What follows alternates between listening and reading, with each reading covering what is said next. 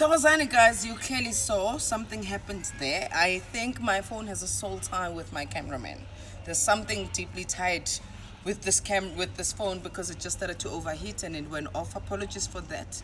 But I want to pick it up from the top. So we clearly know that soulmates are mates that have been brought and been attracted by our soul so that the soul can elevate to its highest level of consciousness, so it can awaken to why you are here and what is it you are meant to serve. Soulmates come to give us life lessons so we can grow and we can better ourselves. Soulmates don't necessarily mean lovers, but in some cases it is lovers. And when it's like that, because there's also sex that's involved, there's intimacy, so the connection tends to be very deep.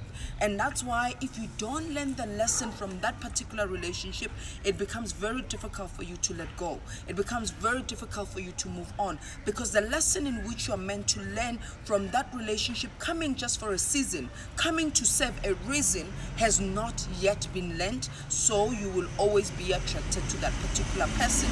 And soulmates are also our mirrors. They reflect to us the things that we are seeking for ourselves, whether that's healing we're needing, whether that is an aspiration we're needing to head, whatever it is, they mirror back to us. So we attract wounded souls because aspects of ourselves are also wounded. So they come as that deep connection. Soulmate connection is deep. Complete my sentence.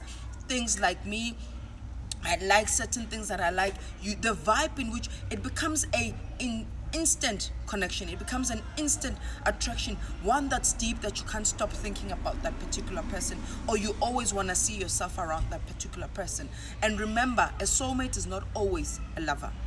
Then there is what we call then life partners. Those people, they come into our lives when we've done a lot of work with ourselves, when we have come to a place of somewhat completion, contentment, we have come to a place of self-realization, or once we have awakened to why we are here. So it's not those kind of it's not a wow attraction. So you might ungamziba nokumzima akubangela isicefenyana. So it's not an instant attraction like a soulmate attraction is. So that person shares the same values, same principles. They allow you to be, so they also understand, because they're also complete somehow within themselves, that they're not seeking you to be what they're seeking for themselves. So they come in here in support. They're your cheerleaders, and they do not when the tough gets going, they stick around and they fight through the battles with you, because they have come for commitment. They have come for a lifetime.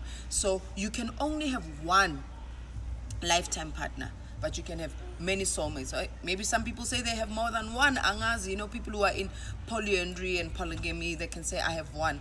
I am not one to say that you can't, but I know that type of, it's your right and die. Your life partner is kind of like your right and die.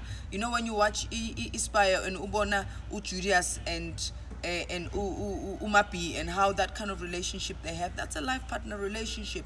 Whether it's tough, whether you've got money, whether you've got a job, I'm here, I'm gonna stick around, I'm not going anywhere, because my love for you is not conditional. So those relationships are the ones where you get to experience unconditional love, but they don't always give you goosebumps or gisters or make you feel heavenly, and that, because it is one that continuously you put the work in it, but you continuously understand that you also need to be apart and be together. And I don't mean break up, and I don't mean separation. I mean that you realize that and you've got your things to do, and hey man, I'm here to support you and allow you to take flight, allow you to fly. They're not always feeling like they need you for them to be who they are. Those also yields to healthy marriages. So when we're looking at healthy marriages, some of us marry our soulmates. And if somebody has come just for a reason and a season, what happens when the reason and the season falls? It means the marriage does not survive it. And then we've got what we call pastime lovers. So I believe that we have lived many lives. I call myself an old soul. So you will be attracted to people whom you once met. And the reason is because there is some karmic things that you need to complete. There's something that happened in the past that you need to complete, that you have come and attracted each other in this lifetime because you did not learn your lesson, or there was an incomplete lesson, so they reappear. And those are the people who seem to know you.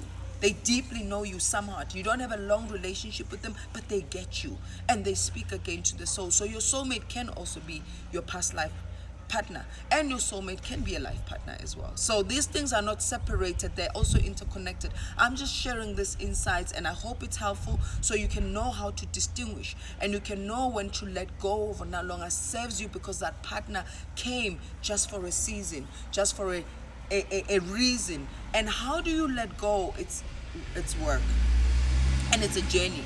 And I've been talking about pain a lot this week, and saying that some of us don't know how to be in pain. We know how to cope with pain. You don't replace a person by being with another person. I've done that mistake a lot of times. I've just realized that actually I haven't been alone for the longest of time. Aloneness does not mean loneliness. Aloneness is time to self, to reflect, time to self, to get to know you, because as a soul, it means you are forever evolving and changing. You are not the same person you were when you were 15. I clearly know I'm not the same person I was a few years ago when I started doing this live and being a Sangoma. I am an evolving human being. So I'm always changing for my highest good, to serve what I have come to be on this planet. Because above everything else, we are here to self-love. We are here to love ourselves enough so that we can make the world a better place, because you can't give the world what you don't have. Soul ties. So that's why I always speak about sex being a very important thing. But maybe before soul ties, let me speak about spiritual husband or spirit wives or spirit partners. Spirit partners happen because it is a spiritual attack. So when people are trying to interfere with our relationships and how we connect with intimate partners, then spirit partners happen. Then basithumela ilwane. So ama-spirit partners ilwane, ipogo, izinto ezinjalo. So when you know you're not in relationship with a particular, but you are always dreaming yourself ulala nento, and literally some people would wake up and they feel like they've been intimate with somebody, and that spirit partner could have been part of a soul tie that you had with a past lover. So labantu amakangela abantu, if you've had sex with somebody else who was trying to keep you and hold you tight, vibrate wise. So abathakathi, they're energy vampires, because they suck on, they want to thrive above the other person. Energy vampires don't always have to be sexual. You know, I always say Tagati, it's a destructor, a destroyer, somebody who makes it their mission and intention to destroy and destruct the other and move somebody away from their path and their goals. That's witchcraft. So we have people whom are lovers, who are like that, who pull us down, who want to take everything down, and who suck on us, that once you become intimate with that person, ukaten, you feel off. You feel drained, or even being intimate with the person sometimes can be very exhausting, that you get turned off all of a sudden. But be careful, for those who are spiritually gifted, sometimes is because your spirit wants you to retract from sex, because sex is as powerful as awakening to your highest power. And that's why you need to be very careful and mindful of whom you give your to, because you don't just give it to anyone. And because you women are receivers and incubators and harbors of energies, so it's very important for us as women to protect the sacred womb, because this is where things happen, this is where things cook, and this is where things manifest, and this is where creation happens, in the sacredness of the womb. So you become careful of whom you are opening your womb up to, because you might be opening your womb up to a lot of pests, that when you are trying to have another relationship, it's too polluted for the new relationship to take shape within you. So I hope that is making sense. And for guys as well, it doesn't mean just you're a giver. Be careful of who you're giving to, because you might be giving and they might be taking and taking, and you are left with nothing to give. So for both sexes, it is very important whom we're engaging with, because soul ties are toxic relationship that binds us sexually. And yenzeka ngobuthakathi, when people bafaka izinto la, which I want it to be pleasurable, I want to be, once you do something in a relationship against somebody else's will, without somebody else's knowledge, for the relationship, for me, I describe that as witchcraft, because it's for the relationship. It means we both come and say, we're needing some spice, and we're needing some juice, and we're needing something for our sex life. Let's go see Ukokodineo and see what we can do. But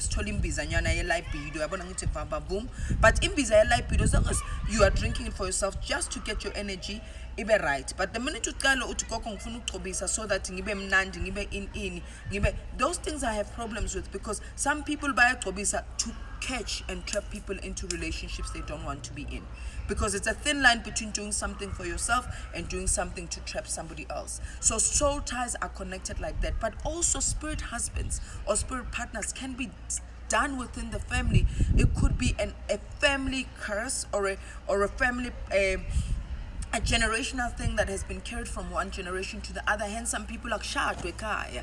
But nangabantu baphupha balele nabafazi namadoda. So those things is something that someone did to intentionally make sure that nobody bears children, to make sure that nobody actually has a successful relationship. So those kind of things don't only require you to go and find psychological or therapeutic help. It requires an intervention of a healer who can actually go and cut those things, or go and reverse, or go and cleanse, or go and do things. So it is important for one to actually always clear their energy every year. Quick thing, use Epsom salt, use Himalayan salt, use mpepo. Mpepo is a medicinal plant that is powerful. But if kunesichitho esikhona, or there's something, because people also send spirit animals, spirit partners to former lovers, or to people whom they feel they belong to them, and they don't want them to have a healthy relationship with somebody else. So bathu isichitho ke lezo zinto. So I'm sure by now you understand how complex relationships are, how difficult relationships are. So remember, because you're attracting people because they reflect something. So look within yourself. Why am I with this person in this particular time? Is it because there's a wound that is bleeding and they're here to actually unravel it for me? But do I want to give everything of myself to this relationship? So we thrive in connection. We thrive when we're in relationship, but start with being in relationship with self. Because a healthy relationship with yourself is going to attract likewise. An unhealthy relationship with yourself is going to attract likewise. So it's very important. We are pieces of work all day, every day. You never stop doing work on yourself. The first time I started going into therapy and life coaching was maybe 2000, early 2000, and I'm still at it right now. Talking about it, I have to go see my therapist, because it is important for my psychological and emotional well-being to execute my spiritual duties. When I am healthy here and healthy here, I don't project to those I work with.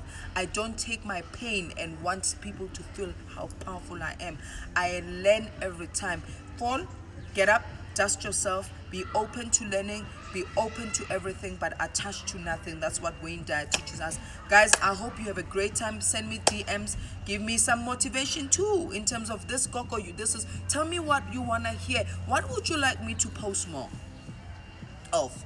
Right? What are the things that don't interest you? But remember, some of the things I share is because me, as Ukoko Dineo, feel inspired. I'm in spirit to share. And sometimes what I'm in spirit for is not what your spirit is for. And sometimes I come in your life for a reason and for a season. And for some of you, we're going to have a lifetime relationship. Love and light. Love you all. Blessings. And thank you to my cameraman. Please give me feedback about my cameraman. I'm sure she'd love. Plus, it's her birthday month. She'd love to get some great things to say. Cameraman, well done. We see and we hear, Coco. Wow. Feels like it's about time I have my own show. Hey. Great. You can end.